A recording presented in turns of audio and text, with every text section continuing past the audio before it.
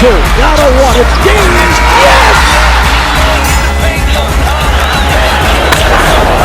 This ball is crushed. MC Cannibal, rap Hannibal. Here to change the game, mainframe, all y'all programmable. Coaching on tracks, balling like a paper like Phil. I'm on BS for real, my rhymes convict and heal. Welcome to the Faithful Fan Show. I'm your host, Tony Cook. I am joined by Juan. What up, big Juan? Let's go. What's up? I see you nicked out today, so you have not jumped ship on the Nets. Nah, man. You're not onto the Nets, I mean. Nah. I don't ever jump ship. I just talk crap about my team like everybody else. Everybody else, yeah, you got the right to. You know, but I don't jump ship. As a faithful fan, you have the right to. Exactly. I'm a faithful fan all the way, Tone. You know about that. You got the Knicks hat and everything. Oh my gosh. And so Juan. I dug this out from like deep somewhere. Oh, so that's not even it looks brand new, like you've never worn it, dog. Well, because I hardly ever wore it when I bought it, because I was into buying hats. No, I was into buying hats. Okay. I just don't really like wearing them. So I have several hats that are like hardly ever worn. Hey, but you know, it looks good on you, Juan. I like thank the you. look. I like the look. Thank you. But honestly, Juan, since I've talked to you, so much stuff has happened in the NBA. So much stuff is happening in the NFL. We're going to talk both topics today, but we're going to start with the NBA. Last episode, a couple episodes back. No, last episode, exactly. We went into our top five with Suave and KC, and we had a big argument. So I had to revisit it this episode. It's a hot topic right now. Who are the top five teams in the NBA? If you had to do a power ranking, who are your top five teams in the NBA? I'm just going to ask you right off the bat. All right. Well, right now, it's kind of a pointless exercise because we're only 20 games in. But yeah, you're right. To humor you and your legions of fans. Come on, dude. Yeah. You're the fans what they want. I'm going to participate. All right. So my top five right now, I mean, I don't think I have anything crazy on here, but I'll say Lakers. Okay. Even though they just took a couple of really bad L's. My gosh. But you know what? They do that every year. I think they lost to the Knicks last year, so you know. And you see, of course, you remember that one. It's fun. All right, so Lakers, 76ers, Nets, Jazz, and Bucks. And that's your order too. That's your order. Yeah, that's actually my order right now. But you know. So interesting. You left the Clippers out of the top five right now, and I didn't expect you to do that. Well, you know, Clippers can jump in there at any moment, but you know why I put them out? Because they lost by 50 points to Dallas early in the season, even though it doesn't matter anything. But you know, if we're picking differentiators 20 games in, you can't be losing by 50 points and be in the top five. Exactly, you can't lose by 50 and be like, yeah, my championship. Can't do that. I did not even take that into account. I did not take the 50-point L into account. You have to. But what I did, so I have to reevaluate. I have to eat some crow. I was talking mad mess about the Jazz last episode. I have to take that back. I was just out of pocket. The Jazz are having a good first 20 games. Like we said, we can't get too carried away. But they're having a good first 20 seasons. The addition of Bogdanovich, because he wasn't there for the playoffs last year, but he was on the team. I guess he was injured. That's helped them. And they're balling. They're balling right now. So sorry, Jazz. Any Jazz fans out there that I may have offended last episode, I saw we. Honestly, I think teams are having, because what's his name, Donovan. Yeah. He's not even balling that great right now, but people are having trouble with Rudy Gobert inside. So he's kind of opening it up for everybody because everybody else is shooting all right, and he's just kind of taking up a lot of attention. So yeah, that's the thing. They don't have any real superstars on their team. I guess Donovan Mitchell would be the closest thing to it, but Rudy Gobert. He's all defensive team every year, you know, so he's a great two-way player. Like you said, he's elevating that team for sure. The Bucks. Up a lot of room. The Bucks are getting beat on by the Pelicans right now. So I might have to take them at my top five because Pelicans don't look too good this year either, despite all their talent. I know that is odd because they have some really good skilled players, but you know, just like everything, you gotta gel, and you gotta have a leadership, somebody to push through. Yeah, I feel you. But and that's the one thing they don't have. I thought Adams was going to be that, Steven Adams, but he's just not a good enough player. Like, he doesn't do enough of the heavy lifting to actually be that leader in the locker room, leader on the court. He can't let his playing speak for himself. He only averages about like 5 points a game. So yeah, no, you gotta have some kind of resume for people to listen to you in the NBA. right now, their best player is Brandon Ingram, and he socked on Chris Paul the first chance he got when they had the Laker Rockets skirmish. Do you remember that? That's yeah. And Lonzo, they're not extending Lonzo. We're getting sidetracked on the Pelicans. They're not in the top 5. Right. But No. Anyone's top 5. Lonzo Ball is in no top 5. That's the problem, Tony. It sucks. Yeah. You know what? Lonzo Ball's almost looking like a bust right now. I hate to say it. And I was high on him, but it seems like he just doesn't have that want to, and we've always been saying it. He doesn't. That's his body language, which doesn't necessarily mean he's like that, but I mean, at some point, it's got to mean something. So, but he just doesn't like show above average skill. He's just there. He just makes the pass. He's like Caruso. Caruso's almost better than him because, Caruso's 3-point shot is coming along on the Lakers. But we lost Lonzo and Caruso kind of slid in and we didn't miss a beat. No, not at all. That glue player that, he just keeps the ball moving. He's not necessarily attacking the basket, but he'll make a good pass, in transition. He'll move it up the floor, play good defense, take a charge. We don't need that with the number 2 overall pick. No. I'm finally admitting it. Yeah. It only took 5 years or whatever it's been. What, 3 years? Yeah. But yeah, no, he hasn't shown anything different to me. The one guy that has proven me, I'll eat my words on is Trae Young. I thought he was not going to be very good, in the NBA. I thought just because he was slight at size, I thought he was going to get pushed around, but his skill. Yeah, no, his skill has really surprised me on how effective it is. Like, even at his smaller size, he gets it done. I mean, he's exciting to watch. He's fun to watch, and that one I thought he wasn't going to pan out, but I think I was wrong on that one. But one thing that's helped him, and I don't know if he was just hot dogging it because he was in college and no one was good enough to pass to, but he's actually like Nash-esque. Yeah, he's pretty good at passing. It helps. Like, everyone thinks he just jacks up a bunch of trays, which he does, but he's also out there making good plays, serving up his teammates. He's averaging like 8 assists a game. So no, he's playing. He's playing. He's balling. Yep, balling. So we got that. We got Juan's top 5 out the way, guys. If you guys disagree, make sure you hit them up in the comments. You guys, I always give you guys an opportunity to do that, But we're gonna move on to the next topic, the Clippers. Do you think? Because I was having to talk with somebody that's a Clipper fan, and I'm actually kind of scared of what they did against the Lakers. Like, they prepared for the Lakers, I feel like, with adding Serge Ibaka. And who else did they add? They added a couple other pieces that are pretty I think the Serge Ibaka addition was good. I know they lost Montrez. Do you think they got better or worse in the offseason? Oh, I think they didn't do either one. They stayed the same, yeah? Just stalemate. They gained a couple pieces, but they, like you said, they lost a couple pieces. Guys like I know Serge Ibaka is still good and he's still got some left in the tank, but I don't think he plays with the same energy than that Montrell did or does. It's a different type of energy, and I'm not talking crap on Ibaka, but I don't know that he's an upgrade, and I don't know that I've already talked about. I don't think they made an upgrade at coach. Yeah. You did say that. You did say that. So I think it's going to be more of the same. I think they're a good squad, obviously. I mean, as the record shows, and Paul George is balling right now. We know playoff P is a different. But we know what's going to happen. Player. That's the thing.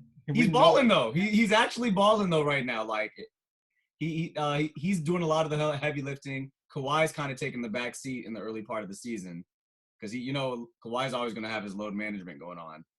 Right. So hey. Paul George's a lot of their record is Paul George carrying it, dude. Like, I'm honestly, because we didn't get to play them last year, and I think I already said this a couple episodes ago, it scares me because when we play them, we're almost 50-50. Like, we lose, we win. We lose, we win. Yeah. And I think them getting Serge Ibaka, they actually have someone now that can not guard Anthony Davis, but he stays in front of him a little better. He's probably one of the better players you could throw in front of him, you know, that could also stretch the floor and make it difficult where what's his name wasn't doing that. Who'd they have? JaMychal Green or somebody. You know what I mean? Trying to guard him. Big, yeah. Ibaka is a better player than JaMychal Green, and I feel like that's who they swapped. It's a good – I don't know, dude. I don't know why I still have a bug about the Clippers. It's just because we didn't actually beat them last year. Well, yeah, maybe. But I mean, when you talk about these things, are we talking like when it matters or like right now? Like right now, they may be a better team. Who knows? But like when it matters in the 7-game series, are they better? I don't think so. I don't think they're a better 7-game series team. And yeah, you're right. If we talk about, you know, playoff P, like everything you just said, great about Paul, you know, about playoff P right now. He's gonna go down to his playoff form, and that's he has to rise eventually, right? He has to rise eventually. I don't know. I mean, A-Rod did for, you know, in baseball for a World Series, but I don't know. It's a little late for Paul George's ascension. I feel like it is. I don't think so. I mean, there's just in the NBA, like you're I don't know. There's rarely. I mean, there's rarely. I mean, just think about throughout history, how many teams have had like two guys just like really carry a team throughout an entire playoff series. Yeah. Like it's far and few between, you know. And those teams have won the championships, right? We're going with the cliches like Jordan and Pippen and Kobe and Shaq, but I mean that's rare to have that. Yeah. And to say Paul George and Kawhi Leonard are going to be a pair at that level, I just don't see it. I don't see it either. You know what? I'm just honestly, Juan, that's the team that I wanted to beat. And I won't have any true satisfaction until we face them in the playoffs and actually beat them. So Clipper fans can shut up. That's all it is. That's really all it is. Well, hopefully they win this year and you get to see them in the conference championship. Yeah. I want it to come true. Of course, we need that repeat. But with these last 2 L's, it's looking. And we play Boston. I think we play Boston tomorrow. Boston's not playing. I'm surprised Boston's kind of looking kind of weak, but they'll be all right. But Tatum's out. Tatum's been out for the last couple of weeks. I don't think he's been playing. But so that's probably part of the. You're like, whatever. Like, all right. Well, we're halfway through the show, ladies and gentlemen. Me and Juan have been talking basketball. We're gonna hit y'all with some football when we come back on the Faithful Fan Show.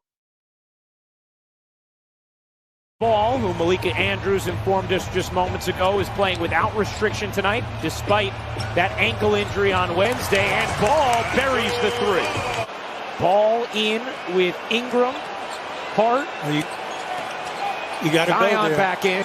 Yep. And Ball buries the 3. Game.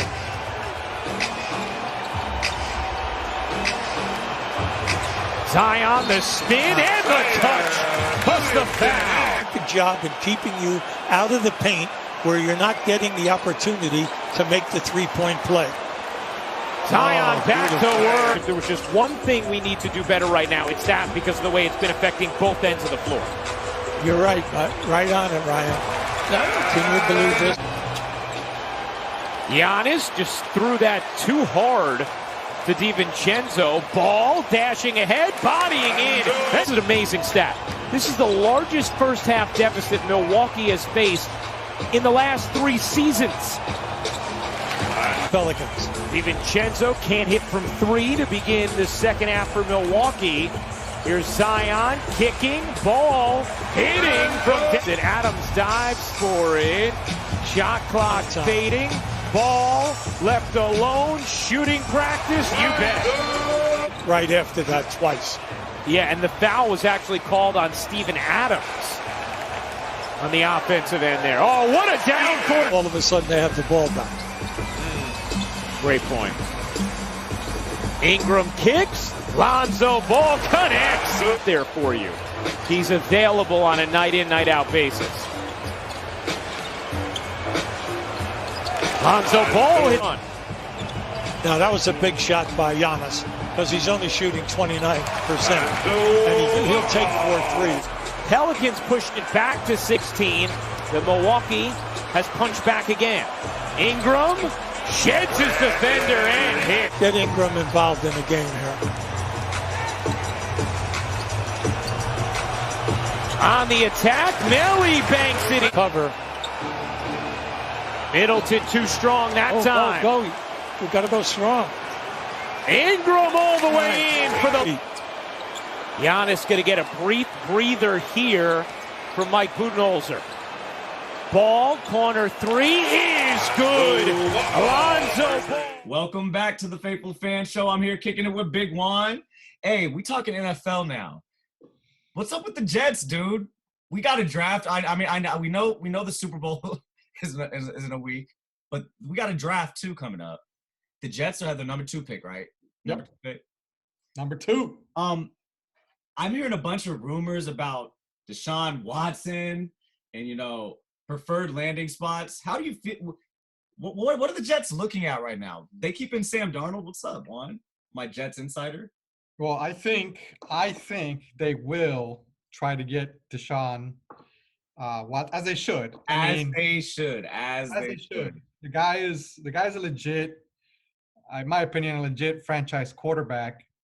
And Darnold, I like Darnold, and I have been a defender of Darnold, but late in the season, like the last 2 or 3 games, where the Jets actually looked like they went from NCAA Division II to NCAA Division I level of play. Like they were looking better. After they almost beat the Raiders, they went on a tear. Like, you know what I mean? Yeah, they kind of went on a tear. They did some good things. Yeah. But Darnold, he was getting some of the protection, he was getting some of the help, but he was just making some terrible throws that led to interceptions. And so that discouraged me about him a little bit. But I haven't given up completely on him. But like, if you can get Deshaun Watson with this new coach, Robert Saleh, apparently he commands like a lot of respect in the league. The players like him, like everybody's high on this guy. That's the guy from he coached at the 49ers. Yeah, right? he was the coordinator for the 49ers. Got you. Okay, yep. I know exactly what you're talking about. He has a really good presence about him. Like, I mean, I look at him and I'm like, all right, this guy looks like a He looks like a head coach. He looks like a head football coach. Like, all right, like I play for this guy. Like I'll do something he tells me to do. I'll strap up the helmet. Yeah, like I'll go do gassers. I'll go to 2 days. Come on, let's go. I'm convinced. Like, let's do it. Like, he does have that aura about him, and hopefully that does infuse something into the Jets. And he's spoken well of Darnold, and as he should. But again, if Deshaun Watson allegedly put the Jets on his list, he did, of teams to want to play for. So I think if they can put something together for him, they should. Juan, you're saying, do you think they should ship their second pick overall for Deshaun Watson? I don't know that they should do all that. That's rich. Yeah, that's I think that's a little too rich. I mean, I think maybe like a future first rounder or something. You could go with that. But the number 2 overall pick is pretty. You know what Houston wants, right? You know what Houston wants, right? Yeah, but exactly. But Houston's gonna probably lobby for all that. But if the Deshaun thing doesn't work out, I think they have enough picks. They need another lineman. They got a good lineman last year. So they need this another guy. He is like 3 brick houses. He's huge. He's like. Now, what was this guy's name? You guys got him in the top 10 in the draft last year. It was a tackle, right? Tackle Becton. Yep. Okay. Makai Becton.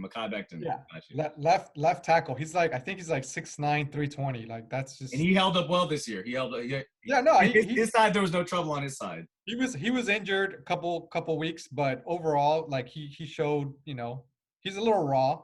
But anyway, if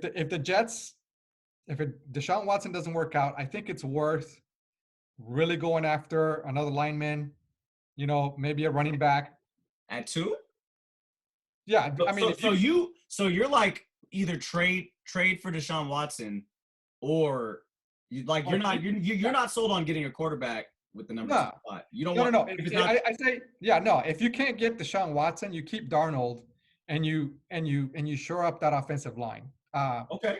I think a lineman is worth a number 2 pick for sure. If it's a solid center, or if it's a great right tackle. Well, maybe not a right tackle, but if it's like, and I'm not too sure what the draft looks like right now for linemen, but if you can get like a top flight center, you would put a number 2 pick in there. Obviously, if Trevor Lawrence was available at 2, you would go Trevor Lawrence over. Oh yeah, of course. But the assumption is. But none of the other quarterbacks, you wouldn't go with any other quarterbacks in the draft. I don't think so. I agree. I agree with that. I agree. I don't think so. And it was a real weird college football season. I don't think there's guys that are like just blazing guns ready to come into the league, other than Trevor Lawrence. But it's not really based on what he did this year, but what he's been doing up until this year. You know that Clemson, what was it, the Clemson Bama game? Yeah, they got steamrolled. Right, exactly. So, I just seriously doubt Lawrence will be there at number 2 spot. But if he is, because who's at Jacksonville's at 1? They're definitely picking. They're definitely picking him. Yeah, but, that's interesting because I think there was a quarterback. What is his name? Zach Wilson or something. I think that was it. Or Chase Fields. No, you're like, nah, I'm good. No, because think of it this way: like Darnold, at least he has some experience. Like I hear you, dude. Yeah, if you go get another raw college quarterback, I mean, even if they look really good, I mean, you're really starting over. Like, there's just at least Darnold has, and there is not a rebuild. There is some consensus that if he got more help, he'd probably be better. Yep, but now would you pick a receiver? No, you would not pick a receiver with the number. But you know what? I think there's some good ones. Sims played pretty well down the stretch. I think he looked really good. I think he did. If he progresses, and maybe they pick somebody up, in the trade or off season or something, I think they'll be fine. I think and Crowder, I'm not sure what his contract situation is, but he played really well. Yeah. So I think at receiver, maybe they get a slot receiver actually, I think Barrios is his name, is the slot. So you're good with the offensive weapons, Juan. That's hard for me to believe. They do need a running back. They do need a running back. Okay. They do need a running back. They need a tight end. Not at 2 though. No, absolutely not. But I'm just saying these are the things they need. So that's why at 2, I would say you got to get if there is a super awesome lineman, or you go defense, and if you can get a like a lockdown corner or another edge rusher, edge rusher, it would be great. But we'll see. This is a defensive minded head coach, right? He's coming from defensive side of the ball, so we'll see what he does. If he's good with Sam Darnold, I think that's the best way to go too. Like you said, if you go with someone else, it's just starting from scratch. You got to teach this kid the offense, Right. Sam Darnold's at least got some continuity with these receivers and whatever, all that good stuff. Deshaun Watson or Darnold? Hey, I would give up the number 2 for Deshaun Watson. But I'd be like, that's it. You can't get no future picks. Yeah, we'll see what Houston asks for, but we'll see. We'll find out probably the next 2 weeks. Yes, we will. And there's 19 quarterbacks that could potentially be on the move. That's crazy. Yeah, that's a lot. That's a lot. Cowboys better lock up Dak Prescott, bro. I'm done with this. Before someone signs an extension, Josh Allen's going to sign an extension, and then you're going to have to pay Dak $42 million a year. Pay the guy $40 million a year. Just do it. Yeah, it's tough to get a good quarterback, and Dak Prescott has definitely shown he's a good quarterback. So, he hasn't won in the playoffs or a Super Bowl, but it's rough to get a good quarterback, so you better lock him up. And this year, and with our division, it's up for grabs every year. You got to have some certainty. You have to have the upper hand at the quarterback position where it matters. We saw that this year. We didn't have ours. You just have to be one game above 500. Come on. Let's go. Dak Prescott is worth that. He's worth the money. Come on. He could get us to 800. Come on. Exactly. Hey, Nate. Hey, Nate. But honestly, okay. Super Bowl. Yeah. It's not this week, but it's next week. Yep. Juan, I know you've been watching these playoffs, and I know they've been entertaining. This has been some good matches. It has been some good football, actually. Tom Brady has knocked him down. He's knocked down Breeze, knocked down Rodgers. Honestly, last week didn't look too good because he threw 3 picks. It was some interesting play. How did you feel about how it all unraveled? You know, I'm tired of hearing about Tom Brady, but it's still pretty remarkable that the guy just keeps stacking records and like never done it before. First home team. Like, what are the chances that Tom Brady moves and he leads the first team to play home for the Super Bowl? Like, Tampa. That is crazy. I didn't even know that never been happened until they said that at the end of the NFC Championship. I was like, wow, Tom Brady is he's going. I don't think they have a great chance. You know. Okay. But when Tom Brady plays, for whatever reason, like things just happen to bounce his way often. You know, not always. Obviously, he's got a few L's in the Super Bowl, but I mean, think of the things that a couple of the games that he lost had to happen. You know, the helmet catch. Yeah, for sure. For sure. And then Seattle when they didn't run it in with Marshawn Lynch. Exactly. I mean, that was just unprecedented. And then against Green Bay, I don't know if you remember the game in detail, but I remember this play. Oh yeah. It was third and 8 or something like that. It was third and, pretty long. And Rodgers, they went, red zone, right? Yeah, red zone. Like 2 minutes, a little over 2 minutes left, right? Yeah. Got the ball, third and long. And Aaron Rodgers escapes the pocket, and he had nothing but daylight in front of him. I know, Juan. I know. This is what I saw. I'm watching it. It's crazy. I'm like, you may have been able to run for the touchdown. And instead, he decides to do a Brett Favre impression and try to gun it in between 2 defenders. Across his body. Like, and he was like literally like nobody within like 12 yards. Yeah, he would have gotten popped after like 10 yards, but he would have gotten the first down. And then people want to talk about LaFleur. He messed up. Oh yeah, that's going for it. Bro, that's 4th and 10. No. You have to go for it, Tone. No. Okay, but listen. Okay. I get you. But what I'm saying is that could have been avoided if Aaron Rodgers ran regardless. Even if he didn't score, it's 4th and 3, and then it's a no-brainer. You know what I mean? Like, no. It wasn't even that long, dude. It was like 3rd and 8. Like he had it. Like all he needed to do was just take like 3 steps, and he would have had it. Run to the pylon. No, not even. He wouldn't. 3 steps. And he would have had a first down, would have been good. But crazy. On top of that, LaFleur decides to kick a field goal. Like, this is it. Because Tom Brady's not giving it back to you. Exactly. You're playing against Tom Brady. Like, if you were to be playing against, like, Jeff Hostetler or something like that. Yeah, something.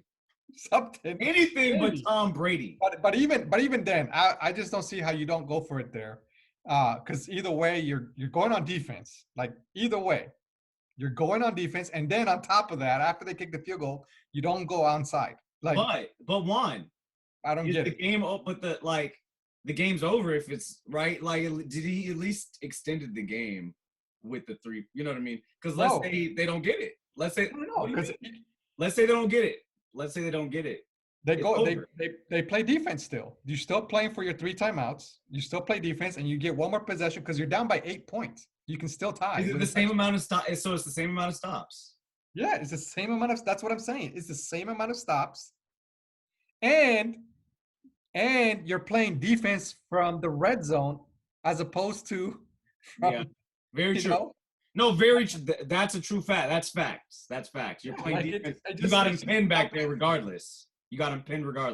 Exactly. So, well, not pinned exactly, but pretty much. They're within the position. Like, you're in your best possible position given all the circumstances. Very true. Very true. I agree with that. Okay, so But we're not getting paid millions, so maybe we're wrong. that was a Green Bay debacle all around because Aaron Rodgers, like I said, right after that play, I'm like, what the? I was like, Green Bay probably could have won the game right there. That was probably it. You know, it like that. Well, they could have only tied. They could have only tied it. That's what. Well, no, but like you get right there, and it's a different ball game when Tom Brady's. Oh, I got to score. Well, yeah, not I got to bleed the clock out. You know what I mean? I got to get down the field and score a point. Tom Brady wasn't necessarily, killing it with the arm. Exactly. He made the drives when it mattered, and like you said, all he needed was an opportunity to dink and dunk it down the field, or whatever. And here you have it. Tom Brady is in the Super Bowl Again with Patrick. But like I've had Chiefs the whole way. This is 11 times, Tom. 11. That's 11. crazy. He's had a decade's worth. Insane.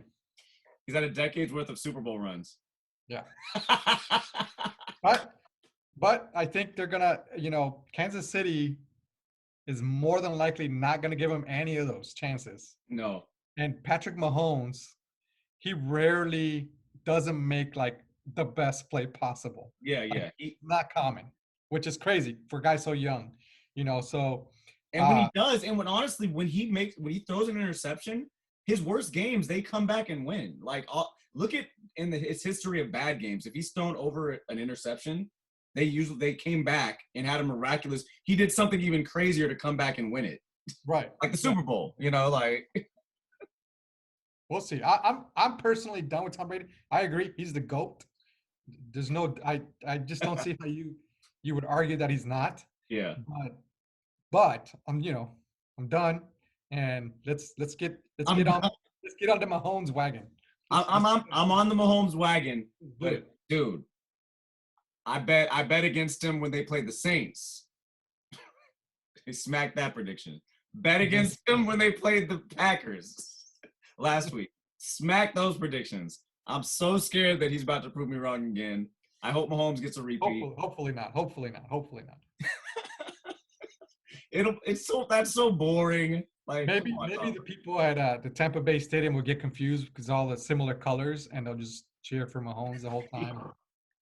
Hey, no, I honestly think, but I don't know if this will be an exciting Super Bowl.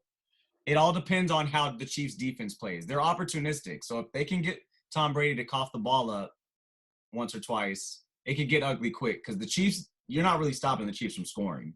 You know what I mean? It's all about what they can do early to gain that advantage on Tom Brady because you don't want Tom Brady. Early play strategic predictions. You're going to see a lot of balls over the middle, a lot of posts with Tyreek Hill. All right? Yeah.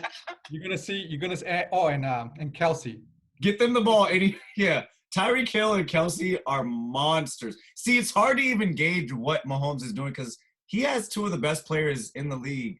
They're top 5 players all 3 of them may be top 5 players in the league, dude. Like, yeah, no, for sure. But you got to look at in some of those windows he throws into Kelsey and Hill. I mean, he throws to spots. He knows. I mean, and Hill, who can gauge that dude's speed? And he hits him from like 40 yards out. Last game was like consistently. It's not like a 50-50 ball. True. It's like he hits him. If Hill gets a stab, dude's hitting him on the money. Mahomes is probably just airing it out. Like, oh, he'll get there. Yeah, like he'll get there. I threw it as hard as I could. Sure, he'll catch up. Oh my God. Well, so there you have it, fans. Me and Juan predict the Chiefs. Tom Brady, please do not prove us wrong. That'll be weird. Yes, please. Enough. A lot of people are going to lose money this week and next week. I just read today somebody bet $2.3 million on the Bucks to win. Oh, $2.3 million. Someone's trying to get that GOAT money. Oh, okay, yeah. got it. I thought people were going to I thought he's going to make a lot of people sour because he's still the underdog. I feel like is he the underdog in the Super Bowl? Yeah, the Super Bowl, yeah. Bucks are the underdog. I would think so. Yeah, for sure. But I haven't looked at the line, but I imagine like 5.5 or something like that. 5.5. Okay, within one touchdown. We got a game, fellas. I'm guessing. Vegas. Juan, thank you for joining me, dog. It was fun catching up with you, talking NBA, talking NFL. You know, you get your vaccination? You get vaccinated yet? Not yet. I don't know. Am I supposed to sit on a line somewhere? I'm ready. Like whenever I get a call from the president or something. Yeah. It's got to be mandated though. I'm not on the front lines, but as soon as they say, oh, in order to fly, you have to be back. Oh, okay, cool. I'm ready. Yeah, like you know, if it's still like a thing where I can't go nowhere, can't do anything without being vaccinated, let's do it. You know, not to get all crazy, but I mean, eventually that's what it's gonna have to be because I mean, what else can you do? Yeah. But either way, I got no issues with it. Whatever. It's like I got tons of vaccines in me. Right. Everybody act like we didn't do this with chicken pox. Yeah, like just I don't know, whatever, man. Like just put it in and let me continue on what I've been doing. Yep. Well, the faithful fans, I hope you had a good time. I hope you enjoyed yourself. Hit them comments, press subscribe. We love you. We always just like to give our objective opinion on this show. So hit us with y'all's. Please let us know. What's up? Juan, you got anything to say to the fans? Yeah. Subscribe and follow this man. Go Knicks. And go Knicks. Hey, they're not horrible this year. They're playing some ball. Hey, they're not horrible. Until next time, faithful fans. Don. Rookie in the paint, going hard with the venom. Shot so much, man, I think I need a layup. Rookie in the paint, going hard with the venom. Shot so much, man, I think I need a layup. Animal, MC Cannibal, rap Hannibal. Here to change the game, mainframe, all y'all programmable. Coaching on tracks, balling like a paper like Phil. I'm Morpheus and real, my rhymes convict and heal. A world blind, my lines a red pill, real. Ball like I've been here, rookie in his prime.